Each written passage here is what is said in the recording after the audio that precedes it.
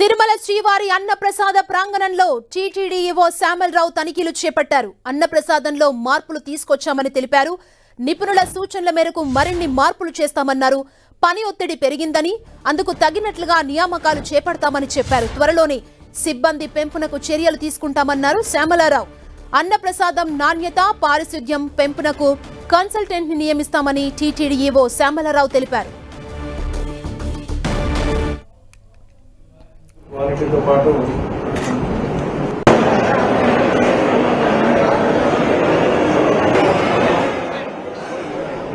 తిరుమల శ్రీవారి అన్నప్రసాద ప్రాంగణంలో టీటీడీ ఈవో శ్యామలరావు తనిఖీలు చేపట్టారు.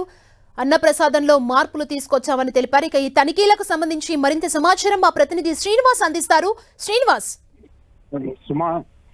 ఇటీవలనే ప్రభుత్వం మారడంతో టీటీడీ నూతన ఈవోగా శ్యామలరావు బాధ్యతలు స్వీకరించారు. అప్పటి నుంచి కూడా ఆయన తిరుమలలో వివిధ విభాగాల్లో తనిఖీలు అనేటివి ముమ్మరం చేశారు. ప్రధానంగా అన్నప్రసాదంలో అనేక కంప్లైంట్స్ ఉండేటివి. గతంలో అన్నం ఉడకడం లేదని, మొత్తం మీద అక్కడ ఉన్న ఫుడ్డే సరిగా లేదని చాలా కంప్లైంట్లు ఉండేవి. దాంతో శ్యామలరావు వచ్చి రాగానే ప్రధానంగా అన్నప్రసాదం మీద దృష్టి సారించారు.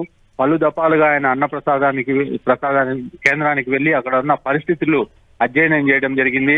దీంతో అప్పటి నుంచి కూడా కాస్త ఇంప్రూవ్ అయిందని చెప్పుకోవచ్చు. అయితే అన్నప్రసాదంలో నిపుణులతో ఇప్పటికే కొన్ని సూచనలు సలహాలు తీసుకున్నాము. వరల్డ్ లోనే బెస్ట్ చెఫ్ ఎవరైతే ఉంటారో వాళ్ళ దగ్గర మేము సూచనలు తీసుకున్నాము. రాబోయే రోజుల్లో అన్నప్రసాదంలో మరింత క్వాలిటీని, రుచిని పెంచడం జరుగుతుందని కూడా ఈవో చెప్పడం జరుగుతుంది. మొత్తం మీద అన్నప్రసాదం కాంప్లెక్స్ లో ఉన్న ఎక్విప్మెంట్ కూడా అక్కడ పాతబడడంతో నాణ్యత కాస్త తగ్గిందని, రుచి తగ్గిందని కొత్త ఎక్విప్మెంట్ కూడా కొనుగోలు చేయడానికి సిద్ధమవుతున్నామని, మొత్తం మీద అన్నదానంలో అనేక మార్పులు తెచ్చి గతంలో ఉన్న పేరును ఏదైతే మంచి పేరు ఉండేదో దాన్ని మళ్ళీ మంచి పేరు వచ్చేలాగా చేస్తామని కూడా ఆయన స్పష్టం చేస్తున్నారు. సుమా, శ్రీనివాస్, అంటే ఒక ఆరోపణ ఉంది గతంలోంచి కూడా, క్యూ లైన్లలో ఎవరైతే భక్తులు వేచి చూస్తారో, అంటే ఎక్కువగా క్రౌడ్ ఉన్నప్పుడు గంటల తరబడి క్యూ లైన్లలో ఉండాల్సిన సిచ్యువేషన్ ఉంటుంది. ఆ టైంలో చిన్నపిల్లలు ఉంటారు, వృద్ధులు ఉంటారు, వారికి అన్నప్రసాదాలు అందట్లేదు, పాలు, మజ్జిగ, ఉప్మా ఇలాంటి కొన్ని సాంబార్ రైస్ ఇలాంటివి అందట్లేదనే ఆరోపణలు కూడా ఉన్నాయి కదా. దీనికి సంబంధించి ఏమైనా సమీక్ష చేశారా? ఇందులో ఏమైనా ఇంప్రూవ్మెంట్ తీసుకొచ్చే ఛాన్స్ ఉందా? అంటే శ్యామలరావు తనిఖీలు చేశారు. ఇప్పటికే క్యూ లైన్లు కూడా ఆయన పరిశీలించడం జరిగింది. కొంతమంది భక్తులు స్వయంగానే శ్యామలరావుకు తమకు అన్నప్రసాదాలు అందడం లేదని ఫిర్యాదులు చేశారు. అప్పటి నుంచి కూడా క్యూ లైన్ లో కాస్త మెరుగైన పరిస్థితులు అయితే వచ్చాయి. ఎక్కడికక్కడ అన్నప్రసాదాలు కొరత లేకుండా ఇక్కడ ఉన్న సిబ్బంది వాళ్ళకి సరఫరా చేయడం జరుగుతుంది.